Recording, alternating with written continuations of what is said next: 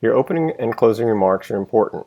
Your opening remarks hook people in, give them an idea of what they're going to be hearing and seeing, and keep their interest up so that they can get into the meat of your subject.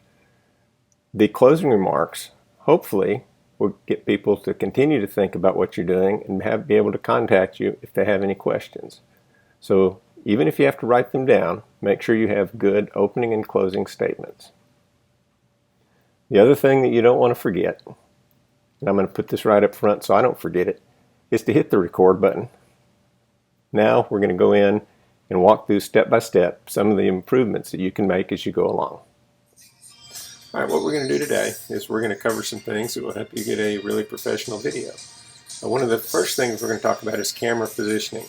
You don't want it too low like this, where you're shooting up your nose. You also don't want it too high, where you're looking down in your bald spot, if you have one, which I do.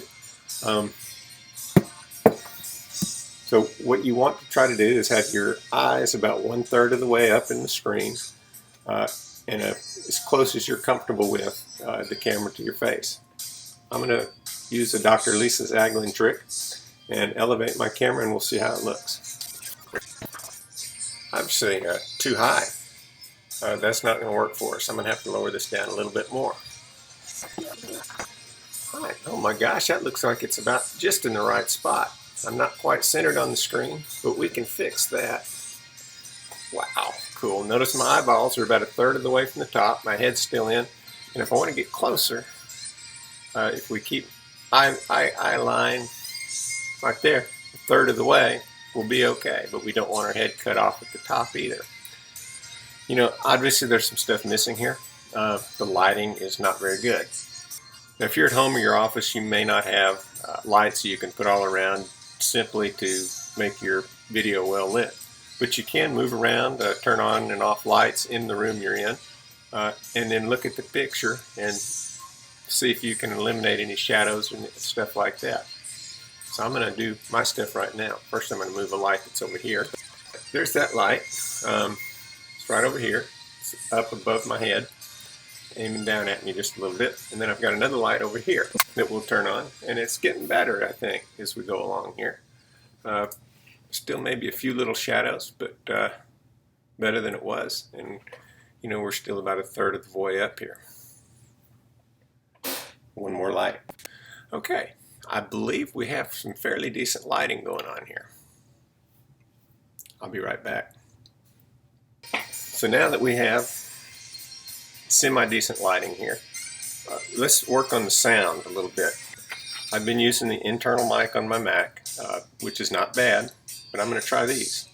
You might have a headset, you might have earphones, and if you had something really nice like a USB mic or something along those lines, try using that. The audio will improve dramatically. All right, testing 1 2 1 2 3. Hopefully you can tell the difference with the even just the little mic that comes with an iPhone versus the internal mic on the computer. Now the next thing in line, I believe it's distractions. Yeah, as you can tell, we're kind of in my man cave. And the background has a lot of stuff that I think is fun, but it shouldn't be in the back of a video where you're teaching. So I'm going to fix some of that right now. Okay, we've changed the background. We're lit. We've pretty much eliminated the background distractions. Almost. I guess you can hear the audio in the back. I got one more thing to go fix. All right, that should have eliminated the audio distractions and the just background visual distractions, at least for the most part. So now we're going to kind of think about what the next things we're going to try to do to fix to make sure you've got a professional looking video. Probably don't want to be eating while you're on here, especially something like a granola bar. It probably is a good idea to keep some water on hand, just in case you have dry mouth, get thirsty, something along those lines. A cup of water will help you a lot. Distance from your closing, or distance from the camera.